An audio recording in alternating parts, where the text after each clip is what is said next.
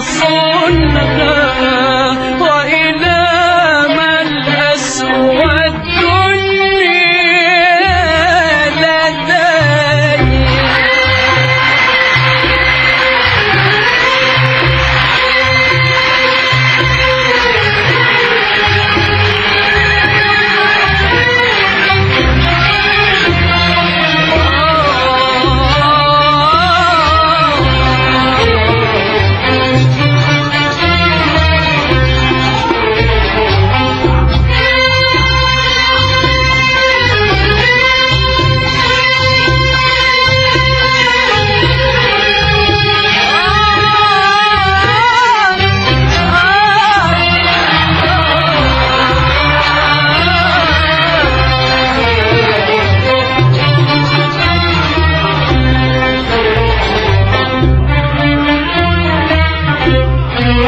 أين من عيني حبيب ساحر فيه عز وجلال وحياة. أين من عيني حبيب ساحر فيه عز وجلال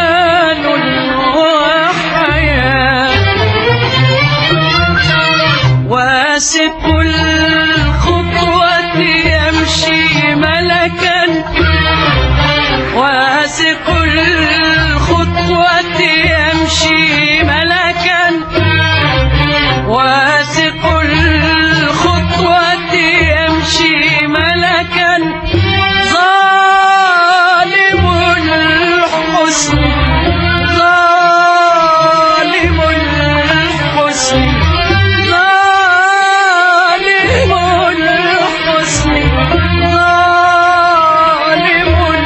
الحسن شهي الكبرياء عابق السحر كأنفاس الروح ساهي والطرف كأحلام المساء.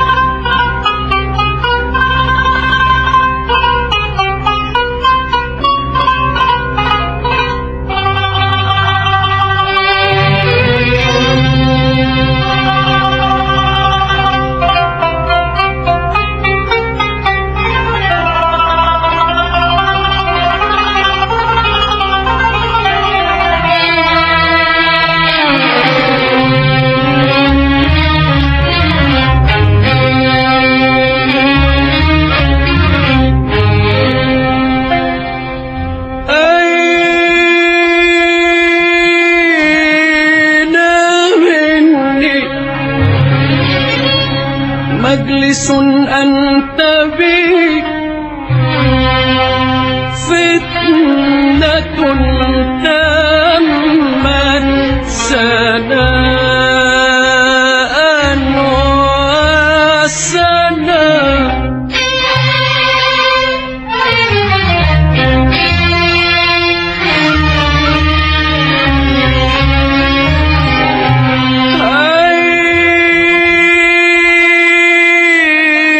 أين من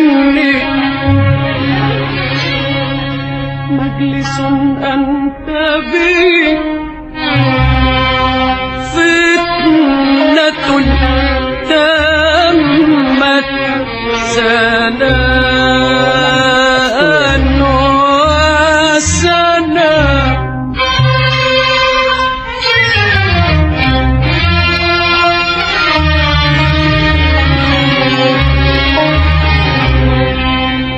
وأنا حب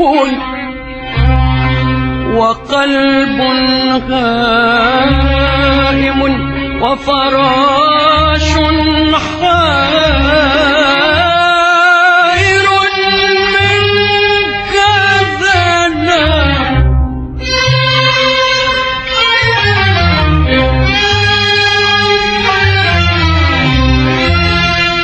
ومن الشوق رسول بيننا ونديم قد نوى الكاسلا ومن الشوق رسول بيننا ونديم قد نوى الكاسلا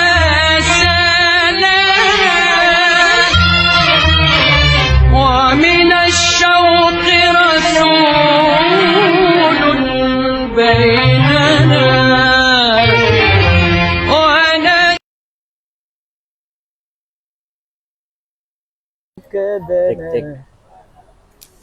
Cek cek cek cek.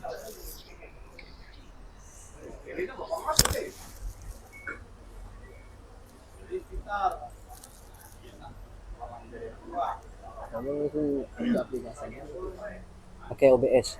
Maka tampilannya beda itu kan? Kok nanti lihat tuh di Facebook saya itu. Belum tentu. Udah ada aku rubah.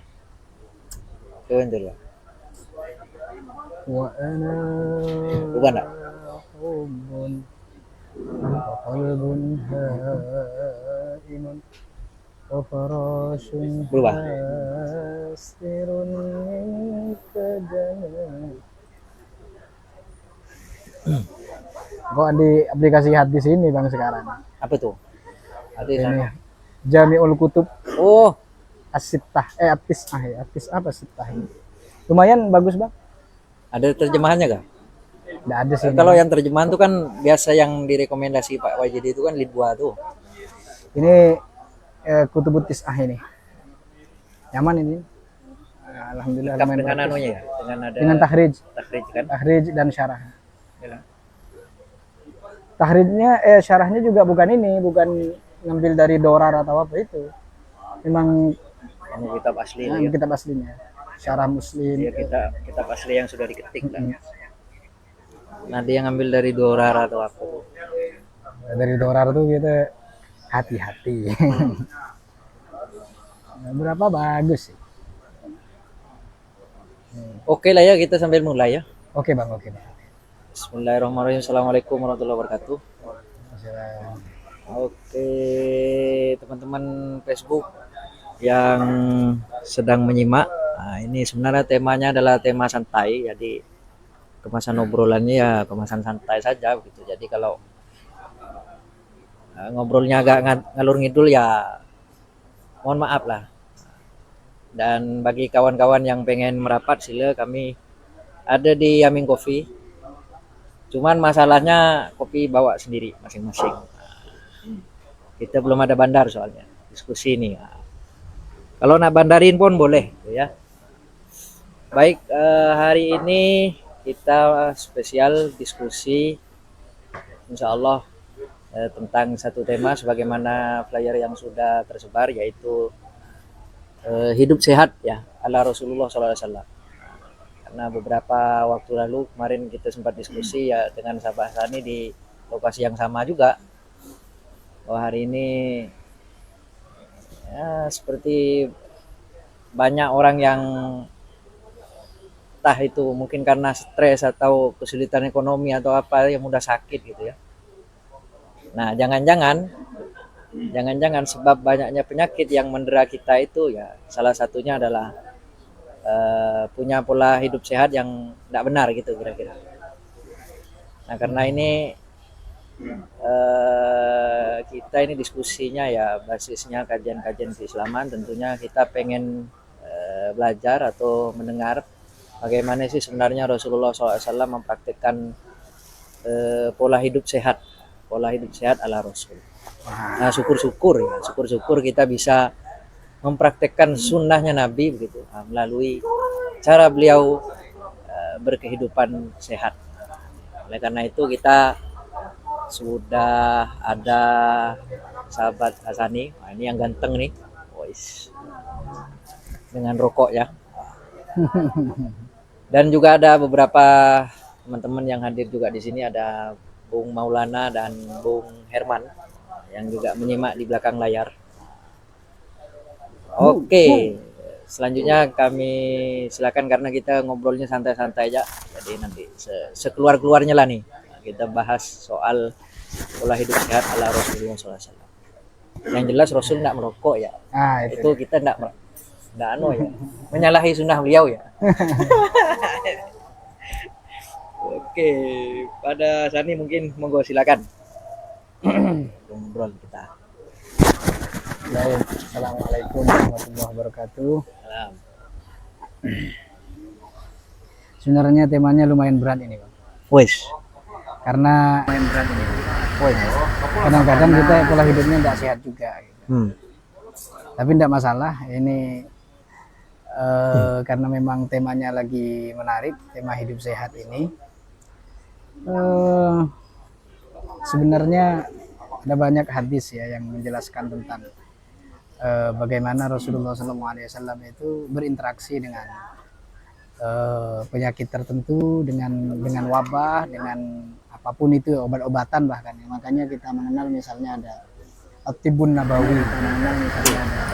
At-Tibbun Nabawi ini ada beberapa ulama yang sudah menyusun juga. At-Tibbun Nabawi ini ada beberapa ulama, ada seorang mu'allaf di Indonesia yang menyusun At-Tibbun Nabawi, seorang mu'allaf di Indonesia yang menyusun At-Tibbun Nabawi. Itu siapa? Mu'allaf dari Jerman. Siapa sih? Mu'allaf dari Jerman. Ada Jerman. Itu berbahasa Indonesia. Dari Jerman. Udah diterjemahkan. Pengobatan alami. Udah diterjemahkan. Beliau tinggal di Indonesia. Pengobatan alami. Karena memang beliau tinggal di Indonesia. Menemukan banyak ramuan di Indonesia. Komentar menemukan banyak ramuan dijadikan alternatif. Tibbun Nabawi ini kemudian juga pengobatan ala Nabi ini kemudian juga secara longgar di dalam Islam berkembang longgar tradisi ruqyah di dalam Islam. Pernah dengar istilah ruqyah kan, Maul? Ruqyah dengan ayat-ayat Quran, dengan surat-surat tertentu ya. Memang itu bagian daripada Tibbun Nabawi. Jadi Tibbun Nabawi itu bukanlah pengobatan yang memang Nabi mempergunakan itu gitu ya. Karena memang Nabi bukan tukang ruqyah. Kalau hadis ruqyah ada, hadis tentang ruqyah ada, bahwa ada beberapa sahabat ada seorang sahabat yang melakukan ruqyah. Itu nanti dicari saja hadisnya. Itu saya pikir masyhur ya tentang bahwa ada, kalau nggak salah itu Abu Sa'id Al-Khudri kalau nggak salah ya, pernah melakukan ruqyah ya, dan Nabi langsung menyaksikan itu gitu. Kemudian selain itu misalnya secara global saja Nabi menyebutkan tentang teknik-teknik pengobatan ya, teknik-teknik pengobatan dan mungkin sekilas tentang farmasi, mungkin demikian. Misalnya ada satu hadis yang mengatakan qala Rasulullah SAW alaikum bisyifa'aini al-asali wal Qur'an.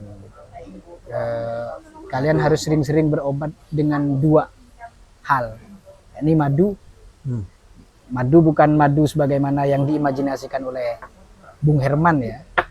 Nah, yang diimajinasikan oleh Herman tuh madu tuh istri kedua. Oh. Jadi madu istri kedua ya. Jadi yang dimaksud madu ya madu yang memang murni ya, bukan madu campuran yang sebagaimana banyak diolah hari ini.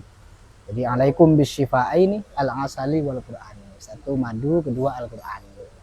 Jadi pengobatan yang sifatnya zahir satu madu itu tadi, karena memang itu juga sudah disebutkan dalam Al-Qur'an ya kan, tentang khasiat madu yang merupakan hewan terbersih. Madu itu rupa-rupanya lebah itu ya, hewan yang paling steril dari berbagai hal. sehingga dia memang menghasilkan sesuatu yang terbaik yang keluar dari gerombolan mereka itulah. Madu itu. Ya, lebah itu hewan paling steril, paling disiplin katanya kan juga, paling disiplin, paling steril, paling kuat solidaritasnya. Artinya terkonfirmasi secara sains. Nah, betul betul. Jadi memang paling kuat solidaritasnya. Makanya dia tidak akan datang sendirian tuh, keroyokan pasti kalau lebah. Dia koloni itu, makanya jangan macam-macam karena dia main keroyokan tuh kalau lebah. Nah itu mungkin solidaritas ini. Tapi yang paling menarik adalah menurut saya kalau kita berbicara Tibbun Nabawi, pengobatan-pengobatan para nabi secara teknik, secara apapun itu memang sudah banyak yang menulis, sudah banyak yang menulis.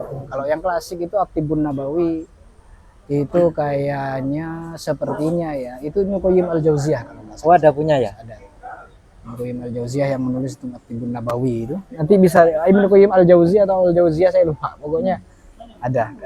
Secara umum saya nggak gitu membaca seperti aslinya kitab itu. Makanya ini kita berbicara pola hidup sehat dari Nabi ini kan ya kita yang berbicara ini orang sakit, nah itu aja. Oke, ini kita berbicara tentang pola hidup sehat sekarang. Jadi sebenarnya tentang pola hidup sehat Nabi ini memang penuh rahasia. Satu, kita bisa meninjau dari dimensi yang lebih luas. Bahwa ketika berbicara pola hidup sehat ala Nabi, sebenarnya seluruh pola hidup Nabi yaitu pola hidup sehat. Ya, sebenarnya semua pola hidup Nabi itu pola hidup sehat. Karena begini, Nabi ini kan prototipe manusia paripurna gitu. Zahiran wa batinan, secara lahir dan batin gitu. Sehingga tidak ada satupun di dalam diri Nabi itu yang tidak mencerminkan hal-hal ideal gitu. Dalam Quran itu innaka la'ala khuluqin azim, itu bukan cuma tentang perangai ya, tapi itu juga tentang bagaimana cara Nabi berinteraksi dengan apapun gitu. Hablum minallah, hablum minan nas, hablum minal alam bahkan itu. Yang semuanya menunjukkan sifat-sifat ideal, sifat-sifat paripurna beliau gitu. Nah, sehingga keluhuran akhlak inilah yang membentuk keseluruhan pola hidup Nabi. Jadi sebenarnya tidak ada tips tertentu ya yang sebenarnya secara spesifik pola hidup sehat ala Nabi, kecuali mau kita spesifikasi. Misalnya dalam lokus diskusi tertentu, misalnya Nabi itu misalnya ya terbiasa berjalan kaki, misalnya membiasakan jalan kaki. Ya oke. Itu emang yang agak lemah kita sekarang gitu. Agak lemah gitu. Makanya itu kan Dr. Husain Muknis itu ketika dia menulis tentang sejarah Nabi, dia melakukan semacam napak tilas perjalanan naik ke Bukit Taif. Dari Mekah ke Taif itu melewati perbukitan-perbukitan, dan itu memakan waktu yang lama dan tentu menguras energi sekali gitu. Dan dia menapak tilasi bagaimana Nabi itu ternyata pribadi yang sangat sehat. Karena selama Husain Muknis ini membuktikan dia melakukan perjalanan kaki dari Mekah ke Taif dengan berjalan kaki melewati bukit-bukit yang dianggap waktu itu dilewati oleh Nabi gitu. Dan itu terjal, medannya susah. Nabi waktu itu berjalan dengan beberapa orang yang sebenarnya lebih muda dari Nabi. Nabi waktu itu usianya mungkin sekitar udah 40 lebih kan Nabi menerima wahyu itu. 40 lebih udah. Dan itu Nabi sangat segar, katanya beberapa orang yang mengikuti itu justru beberapa kali kelelahan. Padahal mereka relatif lebih muda dari Nabi. Nabi itu benar-benar sangat sehat. Bahkan sakitnya bisa dihitung. Iya.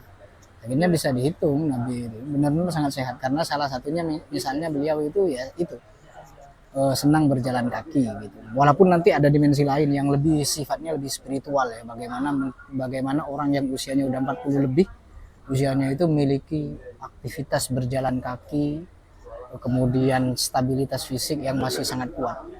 Itu karena memang nanti ada nuansa spiritualnya tuh. Nuansa spiritualnya itu maksudnya motivasi Nabi itu untuk selalu menegakkan dakwah dan lain-lain, itu yang menjadi energi. Nah, sedangkan sebagian besar kita sekarang itu tampak-tampaknya kurang termotivasi lah, sehingga mungkin kurang aktivitas badan kita, gitu. Kira-kira begitu. Nah, yang selanjutnya, jadi kalau mau berbicara yang lebih spesifik tips sehat ala Nabi, saya agak kebingungan sebenarnya. Tapi kalau mau kita spesifikasi, ya Nabi itu sosok yang senang jalan kaki misalnya. Kemudian beliau itu sebenarnya tidurnya tidak begitu banyak. Nah ini dia. Jadi kalau rekomendasi hidup sehat sekarang itu kan tidur 8 jam sehari semalam. Justru Nabi itu kurang dari itu. Karena memang dalam Quran bimbingannya adalah orang-orang yang Senang tidur. dikritik orang yang senang tidur itu kan. Ada dalam ayat itu alladzina yadhkurullah qiyaman wa qu'udan wa 'ala junubihim bukan. Yang ini yang dia apa ya?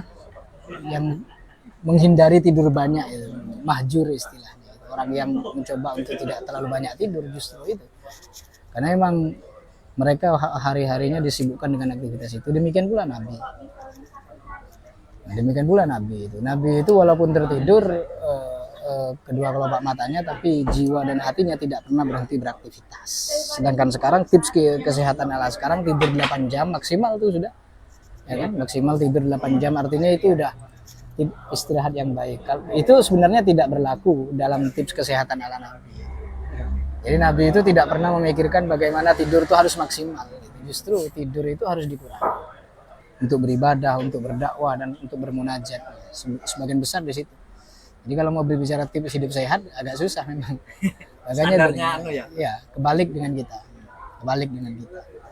Makanya sekarang itu kan sampai ada terapi tidur gitu. Ada beberapa orang yang memang susah. Tidur berkualitas, deep sleep. Nah, deep sleep itu. Tidur yang berkualitas gitu. Sebenarnya apalagi kalau dari Imam Ghazali ya. Seorang santri atau seorang pelajar, orang yang ingin mendalami agama, itu aib tidur lebih dari 4 jam sehari semalam. Imam Ghazali ya. Imam Ghazali. Aib itu tidur lebih dari 4 jam sehari semalam. Karena harus berapa lama? agak susah tuh.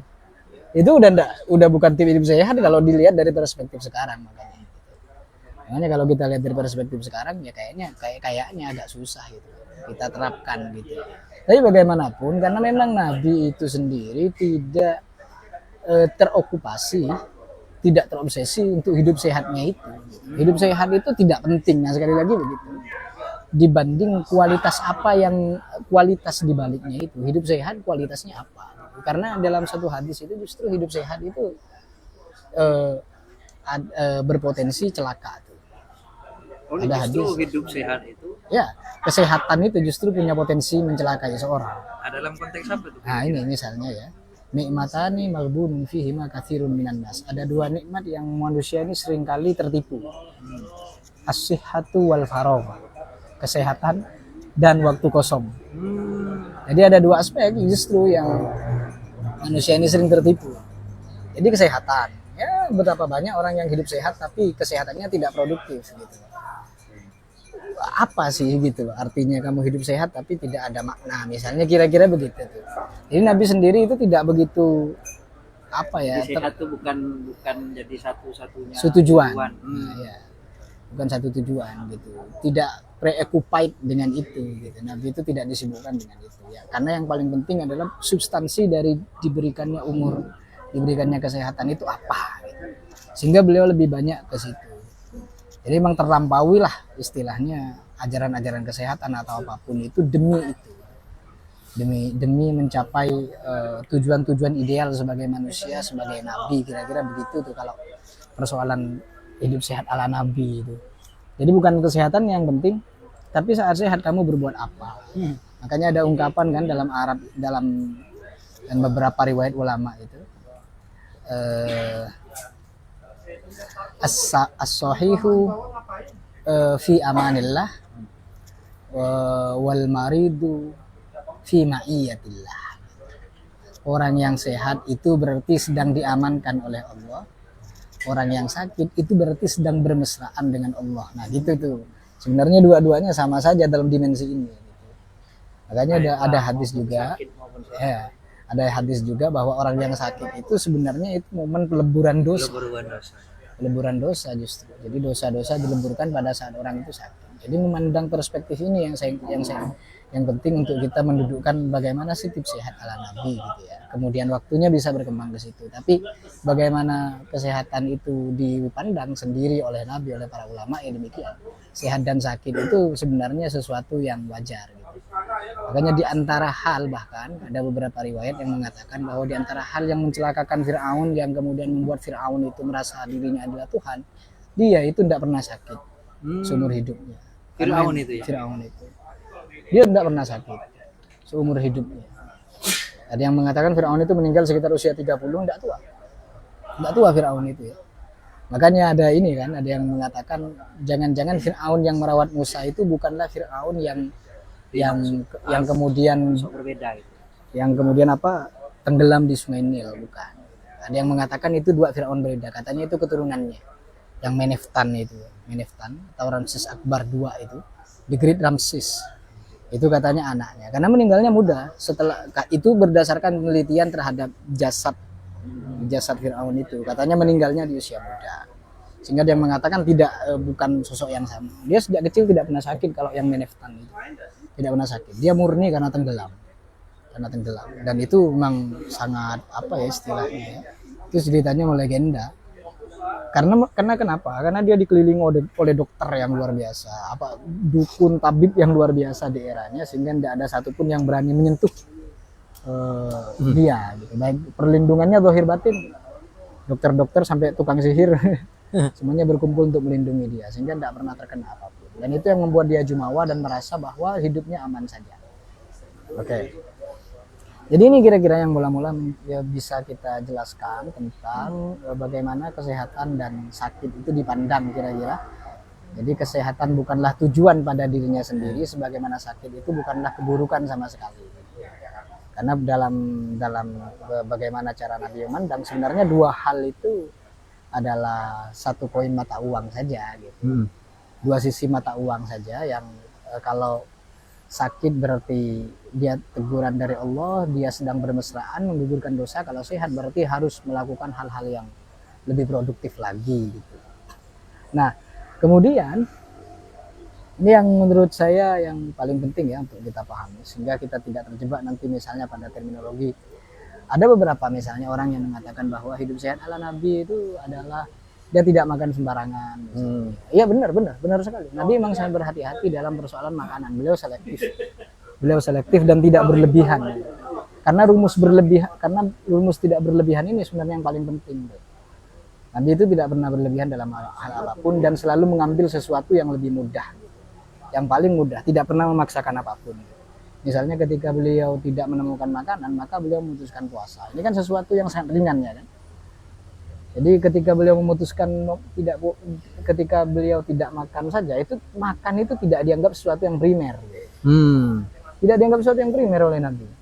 Oh hari ini tidak ada yang dimasak Nabi, ya sudah saya puasa. Sudah begitu. Kalau kita kan sedikit-sedikit makan. Nah itu, karena kita menganggap itu sesuatu yang primer. Kan ya susah ya kan. Dan itu dalam ilmu kesehatan kita juga itu sesuatu yang primer makan itu. Tanpa makan ya kita tidak bisa melanjutkan apapun. Tapi Nabi cara memandang makanan beda. Nah ini tapi mungkin karena keseharian kita sudah tersugesti lah. Ya termasuk kita orang Indonesia biasa kan. Kalau tidak makan nasi ya tidak makan itu. Kalau tidak sentuh nasi ya tidak makan. Nah itu kata Bang Rusdi itu kan, makan MBG supaya sehat. Mentang-mentang ini dia. Mentang-mentang karyawan ompreng. Bahaya. Halo Bang Rusdi. Kan kita ngopi-ngopi. Nah jadi demikian. Jadi memang ya apalagi sekarang ya kan zaman MBG ini ya memang makan itu seolah-olah diprioritaskan. Maka dari itu apalagi ya ini makan ini sebenarnya agak dimusuhi sebenarnya dalam tradisi, malah diformalkan oleh negara. Dalam tradisi mencari pengetahuan itu kata Imam Ghazali, ilmu tuh susah masuk tuh dengan MBG itu. Ya MBG lagi-lagi. Sorry Bang Rusdi. Enggak, maksudnya justru kalau Imam Ghazali misalnya mengatakan beliau di antara syarat orang mencari ilmu itu ya harus kuat nahan lapar, dalam artian bertirakat gitu ya, kuat nahan lapar. Wa farriqil batna tawan nawamah, jadi jauhilah terlalu kekenyangan dan banyak tidur. Nawamah harus dijauhi itu sebenarnya, itu dua hal itu, makan dan tidur gitu. Sehingga ilmu itu nanti benar-benar bisa mendalam, bisa berakar, kira-kira demikian. Nanti ada penjelasan ininya, ada penjelasan logisnya itu ya, apa hubungannya dengan kita mengurangi makan, mengurangi tidur dengan kualitas pengetahuan yang kita unduh gitu. Nah ini nyambung nih dengan pertanyaan sahabat kita nih Arif Taudin tadi, nyinggung soal lapar itu kan. Ya mana sebenarnya yang lebih baik gitu antara kita sering dalam keadaan kenyang ataukah misalnya dalam keadaan lapar, karena dia sekarang lagi mentradisikan intermittent fasting, puasa setengah hari atau apa itu istilah intermittent fasting itu kan. Kalau berbicara kalau intermittent fasting bagus sekali itu intermittent fasting itu, walaupun saya bukan orang yang terlalu mengerti dengan konsep ini, tapi saya beberapa kali pernah dengar orang yang melakukan intermittent fasting itu bagus gitu ya. Intermittent fasting ya. Sebenarnya yang nggak tahu juga saya mana yang lebih baik tuh. Tapi yang jelas intermittent fasting itu kan menutup jendela makan kira-kira gitu kan. Karena sebagian besar penyakit itu datangnya dari apa yang kita makan, ternyata temuan-temuan yang terkonfirmasi hari ini. Karena pola makan yang keliru sehingga penyakit itu juga kerap kali masuk gitu. Sehingga ya mungkin lebih bagus ketika perut itu sering ya seimbang lah takarannya itu ya. Seimbang. Maksudnya makanya orang yang melakukan intermittent itu kan sebenarnya makannya juga harus berkualitas tuh. Jadi pada saat makan misalnya kalorinya berapa kira-kira gitu tuh. Oh, ahli gizi. Begitu. Nah, ya Bang Rusdi lah yang ngerti ini. Kita harus konsultasi dengan pakar gizi juga. Makanya kayaknya pola-pola hidup sehat yang seringkali di-share oleh Aderai gitu kan, yang mempromosikan tentang intermittent fasting itu, yaitu kalau kita cuannya segede Aderai mungkin agak mungkin tuh. Jadi Aderai itu misalnya tidak makan dalam sekian waktu, tapi sekali makan itu porsinya memang sudah mencukupi, kalorinya sekian, lemaknya sekian, kemudian banyak. Ya. Tapi kalau kita bangun tidur lagi nasi tempe atau ikan asin ya agak nista sebenarnya. Ya usaha nggak masalah. Makanya pola hidup sehat yang begitu sebenarnya mahal, dan makanan sehat itu memang mahal. Misalnya saya pernah lihat ya beberapa influencer kesehatan itu yang memang gaya makannya memang misalnya dia cut gula misalnya ya, cut garam misalnya, itu diganti dengan Himalayan salt gitu. Himalayan salt. Nah, itu kan mahal tuh. Berasnya enggak mau beras putih, berasnya beras merah. Beras merah ya. Itu mahal tuh. Enggak umum di tengah-tengah kita, dan harganya juga mahal gitu. Makanya makanan-makanan sehat, healthy food itu jauh lebih mahal sebenarnya daripada makanan-makanan yang sering kita konsumsi. Karena memang cara ngolahnya dan lain-lain itu juga butuh teknik dan seterusnya. Nah, ini yang kira-kira kalau terkait intermittent tadi itu. Tapi apapun itu baguslah intermittent. Intermittent itu kalau saya pahami secara umum, Mas, ya menutup jendela makan itu aja. Karena memang potensi kita untuk makan terus dan makan banyak itu kalau tidak diterapkan, tidak diatur dengan sedemikian rupa memang berbahaya. Bahkan itu ada hadis Nabi mencela Nabi itu orang yang perutnya dipenuhi barang halal, salah satunya maliun bil halal, batnun maliun bil halal itu hadis. Barang halal saja dicela itu ya. Iya. Ada hadis juga misalnya terlalu kebanyakan gitu. Inna mimma yumbitur robi ma yaqtulu habaton au yulimmu. Di antara hal yang ditumbuhkan atau diberikan oleh musim semi itu adalah hal-hal yang dapat membuat manusia terlalu kenyang, bahkan celaka. Nah, itu. Inna mimma yumbitur robi ma yaqtulu habaton au yulimmu. Artinya di antara sebagian hal yang halal ini ada beberapa hal yang justru dapat membunuh dan mencelakakanmu kira-kira gitu. Maka dari itu harus proporsional tuh. Harus proporsional, halalan thayyiban. Makanya kalau di kata Cak Rusdi, kalau di MBG itu harus ada ahli gizi. Jadi biar betul. Gizinya terukur kan. Dalilnya ada kayak ternyata. Iya. Itu kan ya. Tapi walaupun menu-menunya bisa dikritisi tuh. Apa benar sesuai dengan standar gizi nasional? Kalau setipis tisu semangkanya itu. Nah, ada yang setipis tisu itu kan katanya, aduh. Ya, tapi mudah-mudahan berbenah. Oke, jadi ini sebenarnya tips hidup sehat ala Nabi gitu kira-kira. Jadi tidak berlebihan saja kalau intinya kalau Nabi soal makanan, soal berpakaian, soal apapun itu. tidak berlebihan, 100 dan ribu. ketika sehat itu sehatnya benar-benar diorientasikan kepada hal-hal yang produktif. Jadi hidupnya penuh dengan ini nanti, itu penuh dengan tujuan baik jangka kecil ataupun jangka besar. Jadi tujuan ini yang kemudian memompa semangat beliau untuk terus bergerak, semangat beliau untuk terus hidup itu. Adrenalin terpacu lah kira-kira gitu. Adrenalinnya selalu terpacu gitu, orang yang memiliki tujuan-tujuan hidup. Ya, misalnya orang, ya saya berikan contoh lah, saya itu agak lama enggak sakit. Hampir 5 atau 6 tahun tidak Yang demam. parah gitu ya, kalau cuma pilek apa kan enggak masuk Ya. Tuhan lah.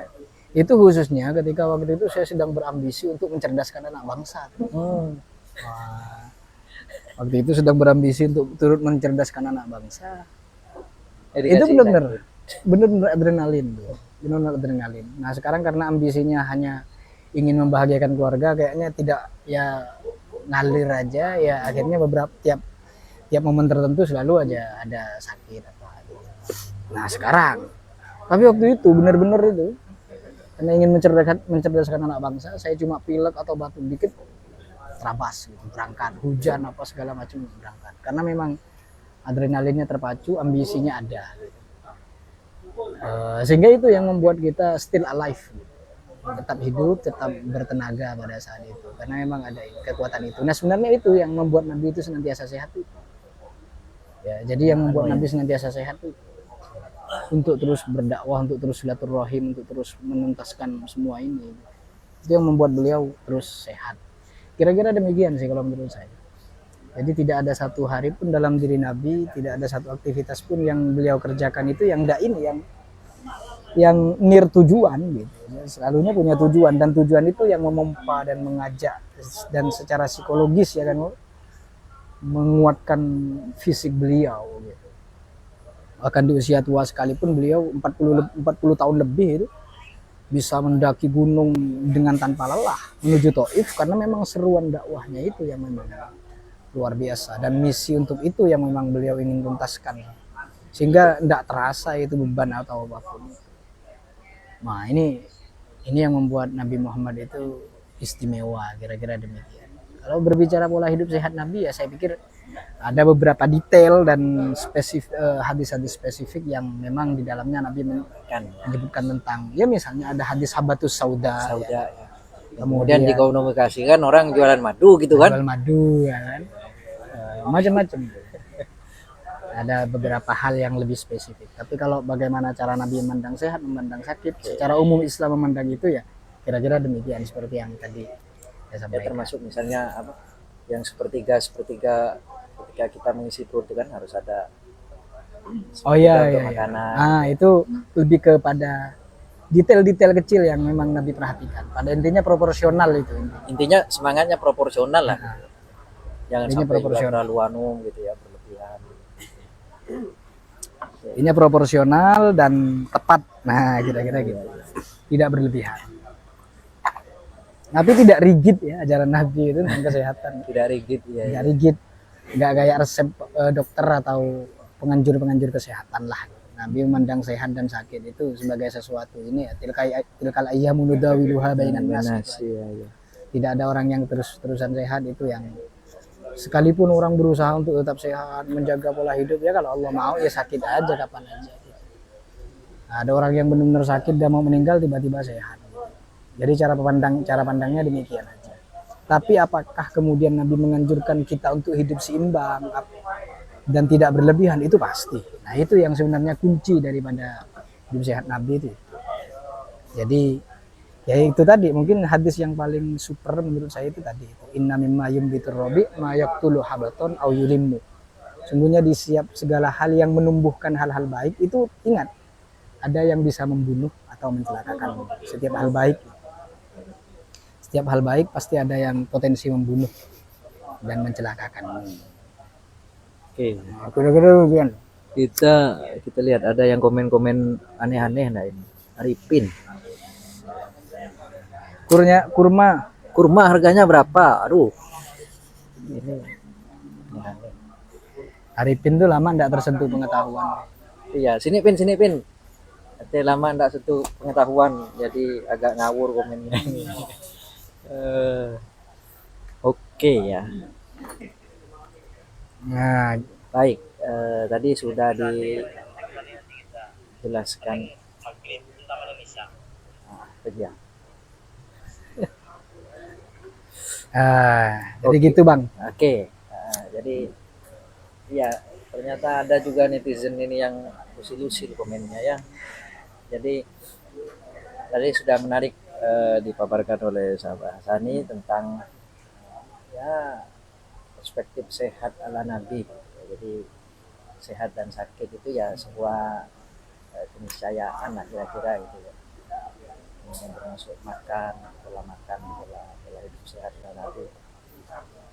Nah, sambil berlalu lah mungkin ini kan kita tadi sudah dipaparkan dari bagaimana kemudian beberapa detail pola hidup sehat ala Nabi. Kalau mungkin kita mengerucut atau ke bawah ya ke para sahabat atau para ulama gitu. Tadi sudah sempat disinggung soal bagaimana misal salah satu syarat penuntut ilmu begitu kan adalah menghindari kenyang gitu ya. Dan itu seringkali memang saya lakukan gitu ya. Makanya kalau saya tuh kalau kuliah tuh kalau udah makan itu pasti ngantuk gitu. Itu ya enggak tahu ya kenapa begitu, tapi saya sebelumnya belum tahu teori itu begitu, baru belakangan kemudian dapat soal itu dan memang itu saya alami sendiri. Kalau udah makan tuh pasti yang ngantuk, daripada kita ngantuk ya udah lebih baik kita enggak makan ataupun hanya sekedar sarapan biasa lah gitu, hanya sekedar mungkin menganyal perut gitu. Apakah mungkin ada contoh-contoh praktek apa ulama salaf kita selain juga mungkin atau ada buah-buahan khusus gitu atau apa gitu yang mungkin seringkali dipraktekkan dikonsumsi oleh para ulama salaf kita dulu gitu, yang Ya, betul. khasiat-khasiat tertentu. Saya ingin mula-mula ingin menjelaskan dari sisi ini dulu nih. Jadi apa itu ya? Jadi di zaman klasik itu sebenarnya ini kalau dari segi perbincangan etik ini kan semuanya terinspirasi etika dalam Islam ya, termasuk etika dalam mencari ilmu, etika dalam makan dan lain-lain. Ini sebenarnya terinspirasi dari Nikomachian Etik Aristoteles gitu. Jadi perbincangan etik di dalam Islam ini itu terinspirasi dari Nikomachian Etik. Memang kita tidak bisa menafikan lah pengaruh filsafat dalam budaya Helenisme itu di Arab itu terserap luar biasa.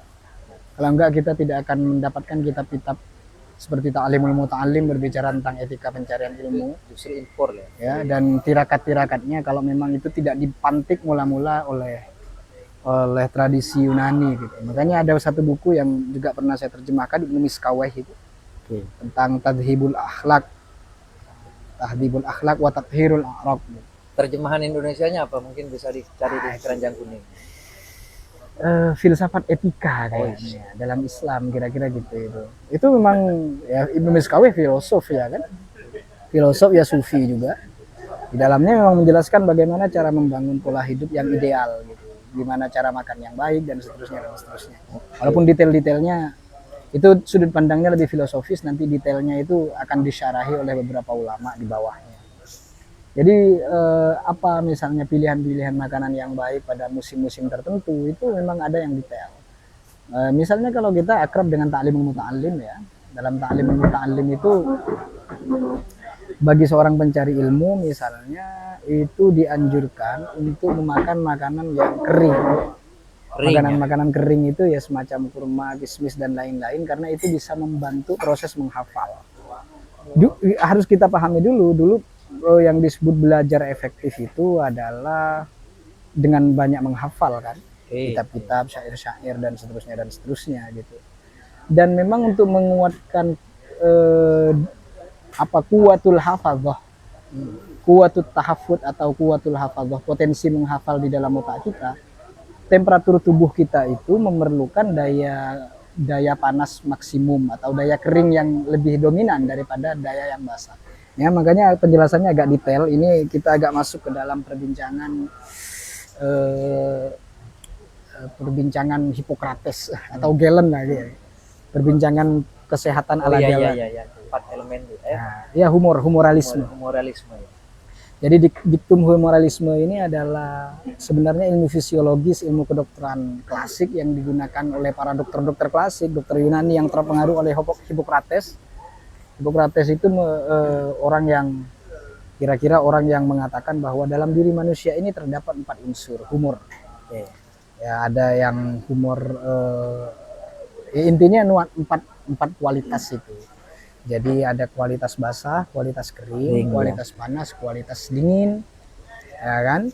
4 hal ini kira-kira yang kualitas panas dan dingin, kualitas basah dan kering. Nah itu. Jadi ada 4 hal ini. Nanti kemudian berkembang. Kualitas ini harus seimbang dalam tubuh kita. Jadi kalau misalnya tubuh kita kekurangan nuansa kering, nuansa yang kering, itu berarti nanti daya fungsi otak itu kurang berjalan. Karena kebanyakan unsur basah dalam tubuh.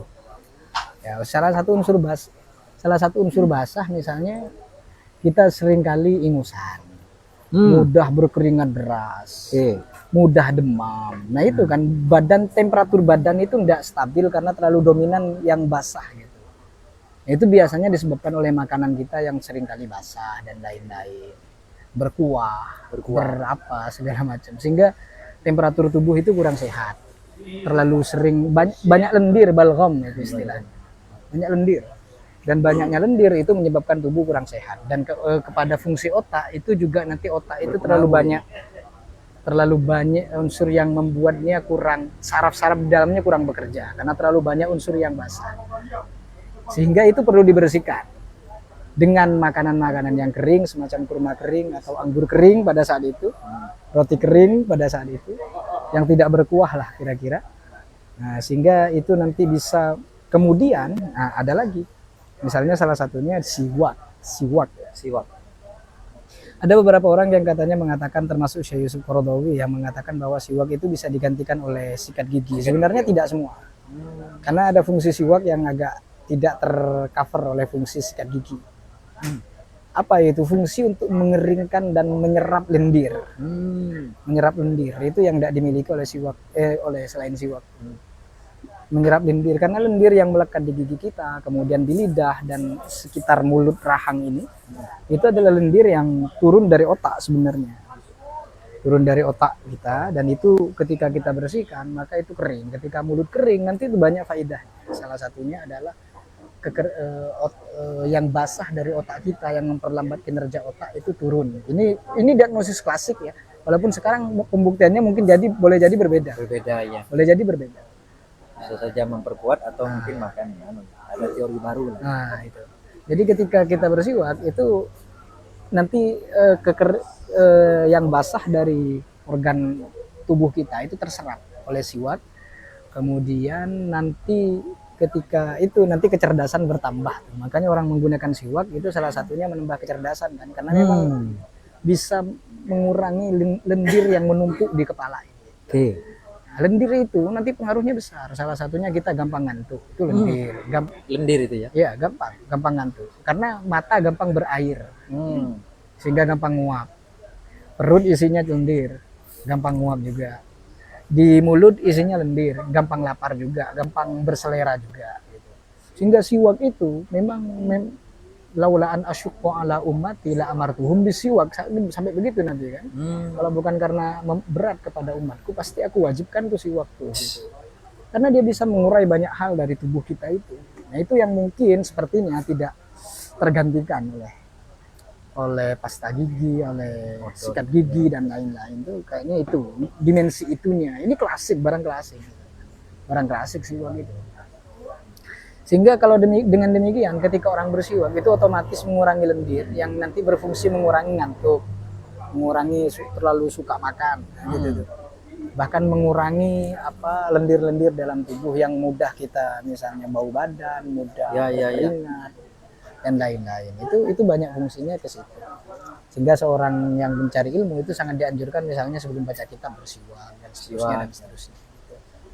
Nah ini yang nah itu ya. Jadi ketika kelembapan dan tingkat kebasahan tubuh kita itu terlalu berlebihan, itu kinerja otak itu melemah. Kenapa? Karena memang terlalu banyak lendir di otak kita yang merangsang ke perut, merangsang ke seluruh badan kita untuk bermalas-malesan, untuk cuma pengen enak dan lain-lain. Gitu itu yang membuat yang dianggap kemudian tidak baik. Seorang pelajar itu lantas terlalu banyak menggunakan kualitas basah dalam tubuh itu. Karena bisa menyebabkan kemalasan dan kemandekan otak. Nah, ketika kering maka proses kinerja otak itu maksimal dalam menghafal dan seterusnya. Tapi ada satu temuan juga, nah ini salah satunya ya. Dalam analisis itu justru lebih dianjurkan energi basah itu agak dominan daripada energi kering. Kalau dalam menghafal energi kering, kalau dalam analisis itu basah. Energi basah justru. Makanya di kita ini jago analisis. Itu jago analisis. Tapi kalau menghafal yang agak susah, karena makanan kita udah berkuah. Mungkin waktu itu di Arab Kelihatan lagi kan.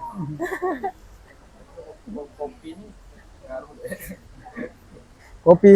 Kita lain itu kopi ya. Nggak tahu.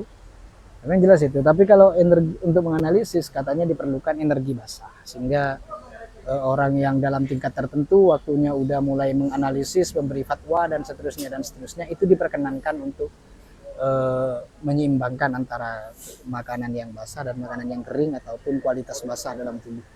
Karena ini ada hubungannya juga dengan perangai. Nanti bisa teman-teman baca di buku tentang yang Ibnu Miskawih yang saya sebutkan tadi itu. Atau saya pernah juga menuliskan tapi dalam footnote sepertinya itu di firasat, Ilmu firasat ya. fisiognomi itu kan. Bahwa itu beririsan dengan kepribadian. Misalnya kalau kualitas kering kita terlalu dominan dalam tubuh ini, itu kita akan jadi pribadi yang temperamen memang. Wajar saja orang jahiliyah itu temperamen semua. Karena mereka makanannya kering. Nggak ada sayur. Nggak ada sayur, nggak ada apa. Temperamen semua memang. Kualitas kering, tempatnya kering, Kangkung, bayam. tempatnya kering dan seterusnya.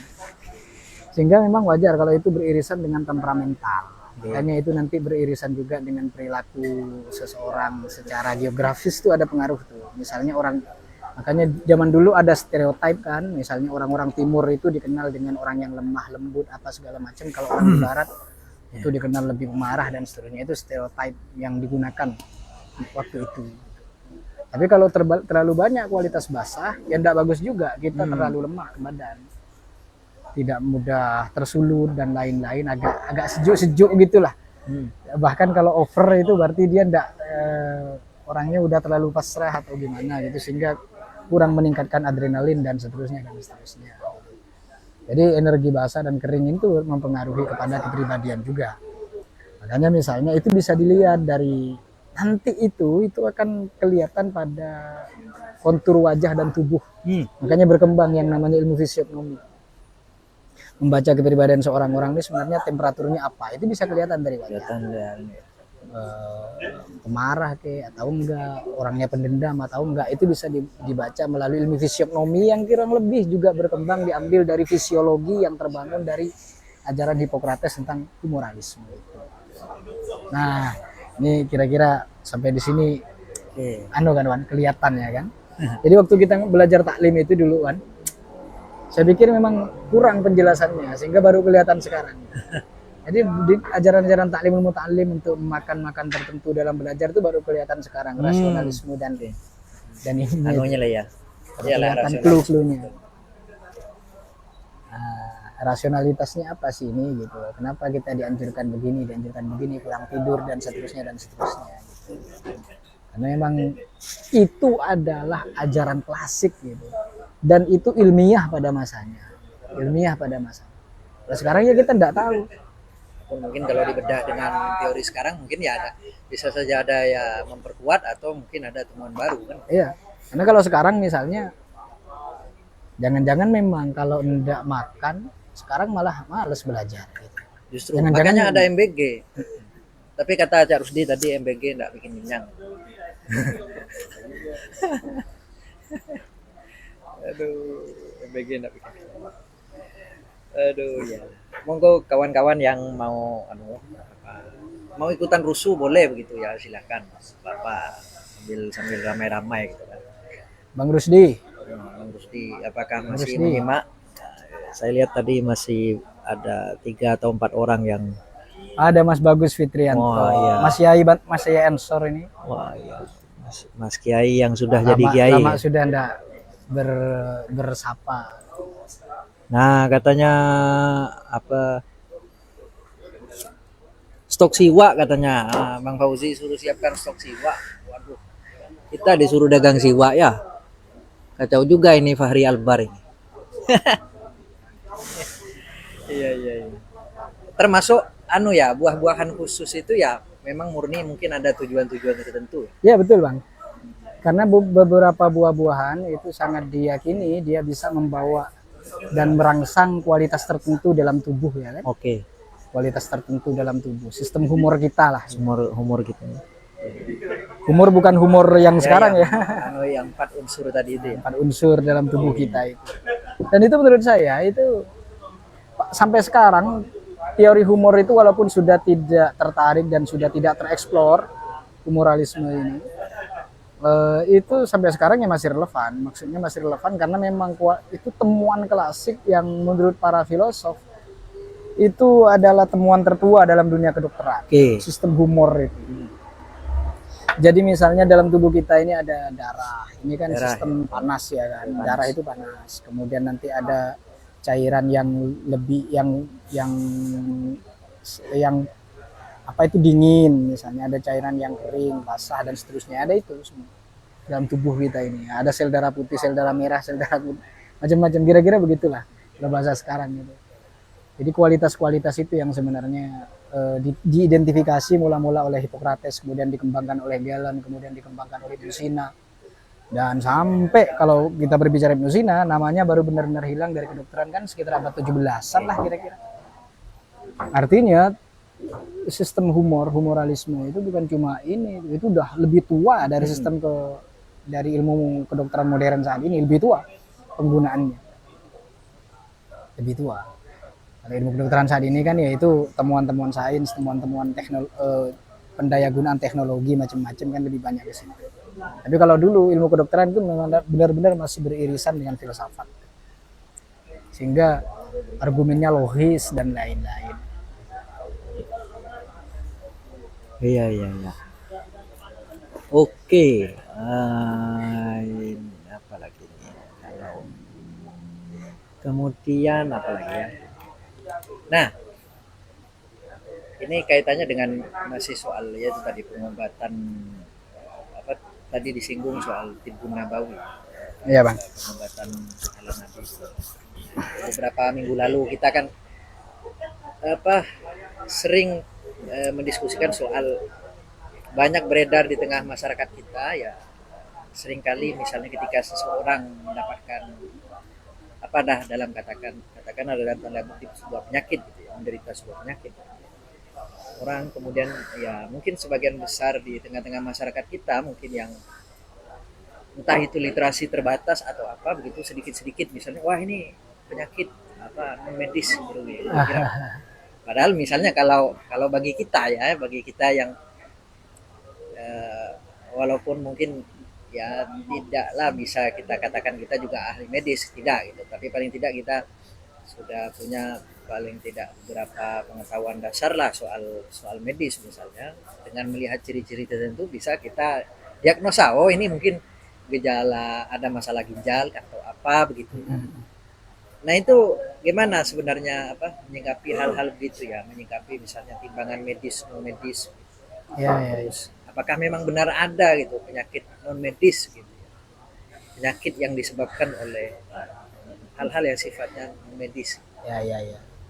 Memang kita tidak bisa menafikan ya Bang ya, bahwa ada penyakit non medis yang ya kata orang dapat kiriman atau ketempelan atau santet macam-macam lah ya. Perewangan dalam bahasa Jawa, santet, teluh, tenung dan lain-lain. Memang kita tidak bisa menafikan itu barang lama juga. Maksud saya ini fenomena lama, yang fenomenanya kalau menurut saya juga sudah mutawatir di mana-mana ada. Misalnya ada orang yang perutnya kembung dan itu udah medis pun dan tidak mampu mengatasi, Tidak terdeteksi malah di tidak terdeteksi secara medis, penyakitnya tidak terdeteksi dan lain-lainnya. Memang kita tidak bisa menafikan bahwa ada suatu hal yang metafisik ya, supranatural yang mungkin menyebabkan hal itu terjadi. Nah, apa ya? Hal-hal non medis inilah yang kemudian mengembangkan apa yang disebut dengan pengobatan alternatif ya. Yang paling ini misalnya ya apa itu dulu ya? Kalau saya pernah dulu lihat tuh pengobatan alternatif dari Jepang misalnya Kinotakara. Masing-masing tradisi itu punya pengobatan alternatif. Berbeda-beda lah ya. Beda-beda. Kalau dalam kita ya kan misalnya ruqyah dan seterusnya. Di Cina itu juga ada. Artinya pengembangan pengobatan alternatif. Gitu. Di India itu misalnya ada tradisi pengobatan alternatif yang diambil dari diktum kedokteran klasik misalnya Rig Veda.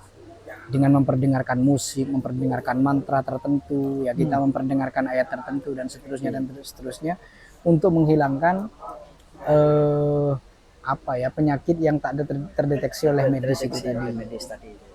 Karena memang itu memang nyata ada, tidak bisa orang yang sangat rasional sekalipun saya masih bisa istilahnya kalau saya pribadi ya masih bisa bantah-bantahan kalau saya selalu ada hal yang meta di balik apa yang bisa didiagnosis oleh medis gitu. Karena itu pengobatan alternatif tadi berkembang. Emang ada kalau secara rasional misalnya begini. Jadi sesuatu jadi semacam kesombongan, keangkuhan, hasud, penyakit hati lah intinya ya. Penyakit hati itu dalam Al-Qur'an itu juga disebut marad. Maradun fi qulubihim maradun fazadahumullahu. Itu juga disebut marad, disebut penyakit.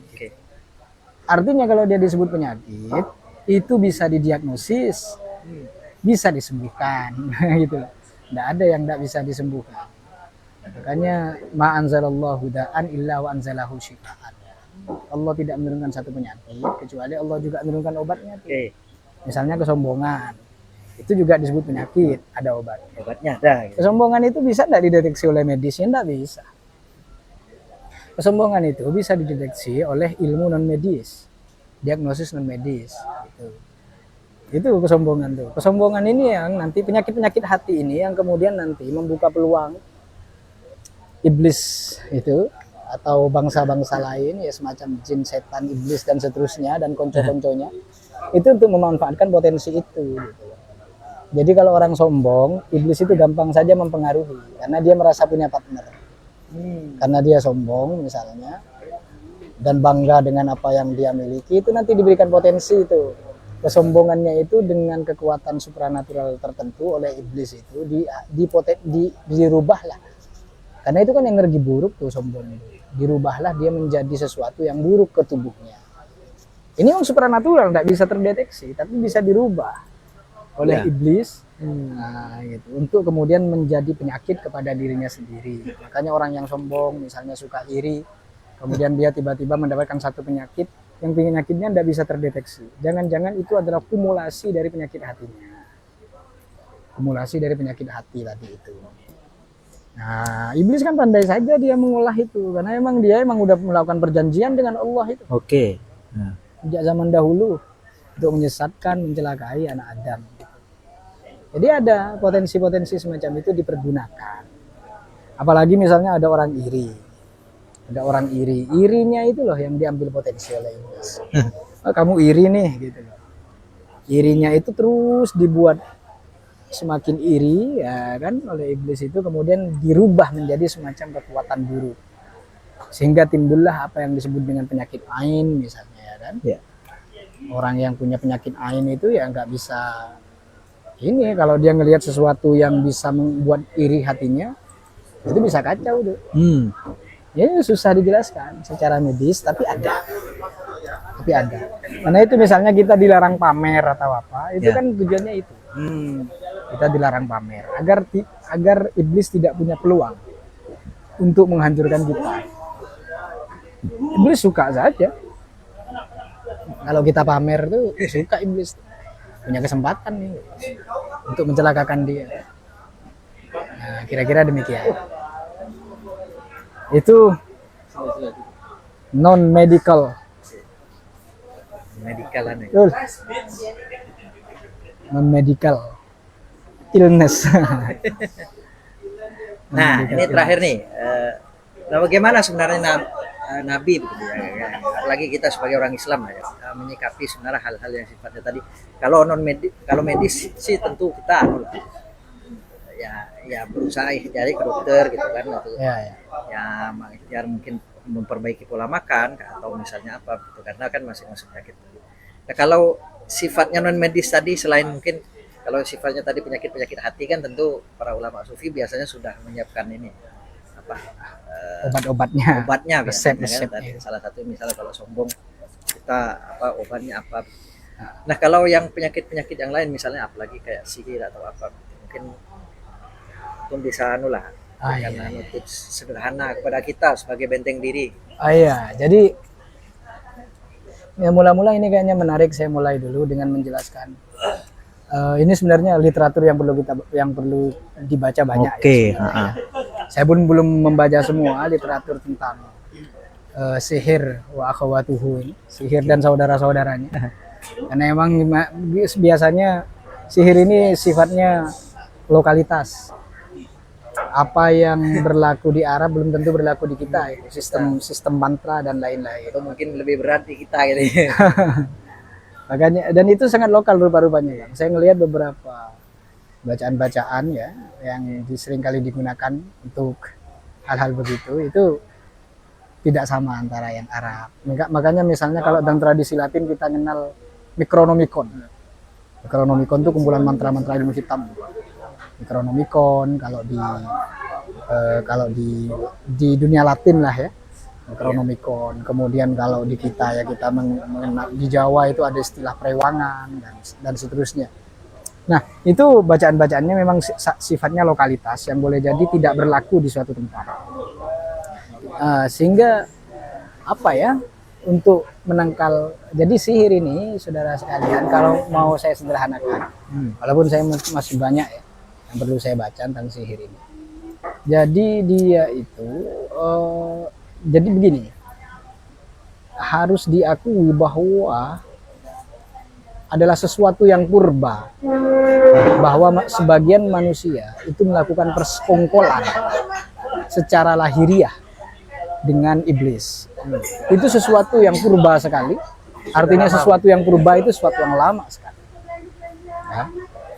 Bahwa ada sebagian orang yang melakukan persekongkolan dengan makhluk itu. Nah, gitu. Kenapa? Karena memang sejatinya iblis ini bisa berkomunikasi dengan manusia. Bisa berkomunikasi. Nabi Adam dulu berkomunikasi secara nyata ketika masih di alam yang lain dengan kita ya kan. Nah, seketika ada di dunia, ya, itu memang ada sebagian manusia dengan tingkat tertentu gitu, dengan tingkat ritual dan seterusnya, itu mampu berkomunikasi dengan makhluk lain dan menjalin kerjasama untuk mencelakakan manusia lain. Nah, itu hipotesis klasik tuh. Itu hipotesis klasik, barang lama. Perdukunan ini barang lama yang masih eksis sampai sekarang ya kan. Makanya Kak, mau kalau misalnya tidak berbakat jadi dokter, jadi dukun saja mau. Bisa kok itu. Dan peluang lulusan psikologi Islam untuk jadi dukun Lumayan. Secara epistemologis kamu udah punya mau. Untuk tinggal mendalami parapsikologi aja nanti. Nanti baca literatur parapsikologi. Harus dipikirkan ulang. lulusan psikologi Islam. Iya. Jadi dukun. Karena memang gini, psikologi itu nanti baca bukunya siapa sih? Pernah saya sharing tuh Bang tentang apa itu spiritualisme and occult tuh. Ya pernah saya sharing itu tentang bahwa ilmu psikologi itu salah satunya dikembangkan dari tradisi okultis di barat. Kultis abad 15, abad 14 di barat itu. Okultisme. Nah, itu kan ilmu psikologi itu gitu kan. Jadi bagaimana cara membaca kepribadian orang, tindak tanduk orang, gejala apa sebenarnya yang terjadi, itu tradisi okultisme.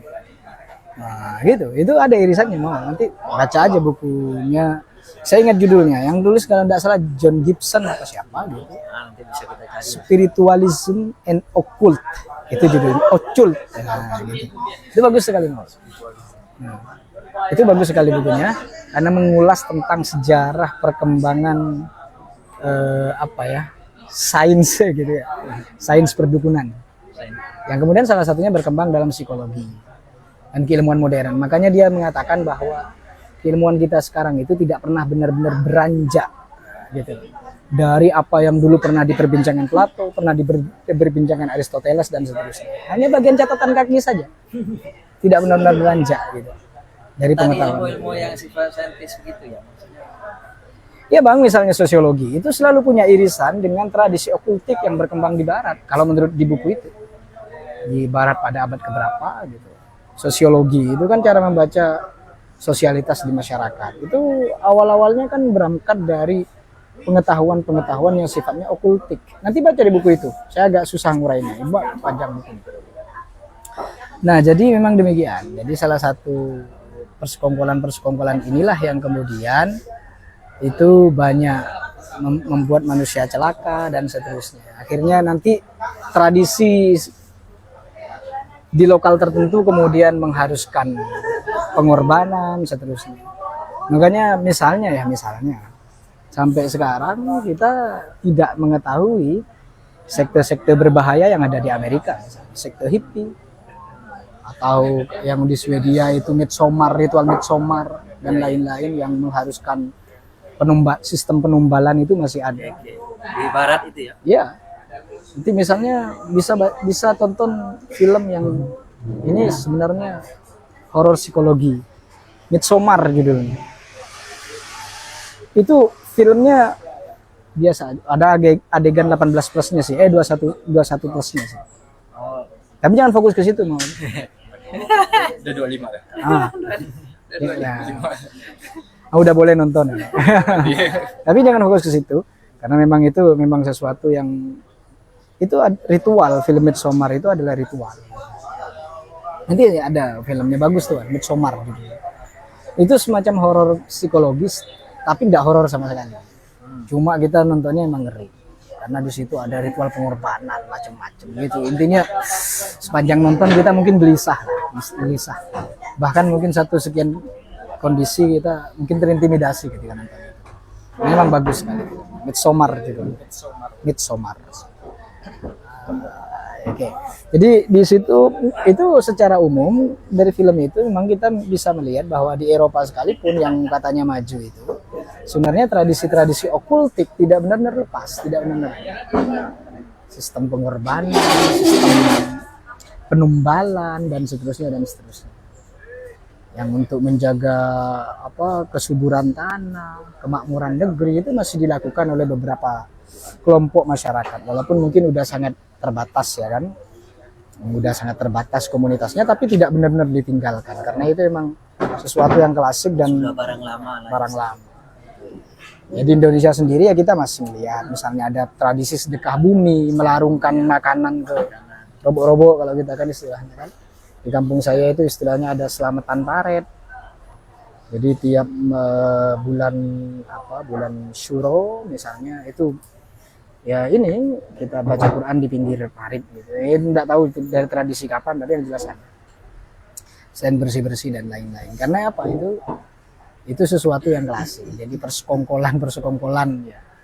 Walau saya pun tidak mengatakan kalau tadi tradisi di kampung kita misalnya bersih-bersih kampung dan lain-lain itu udah mungkin ini kebijaksanaan para orang klasik kita ya yang udah tidak menggunakan tumbal itu.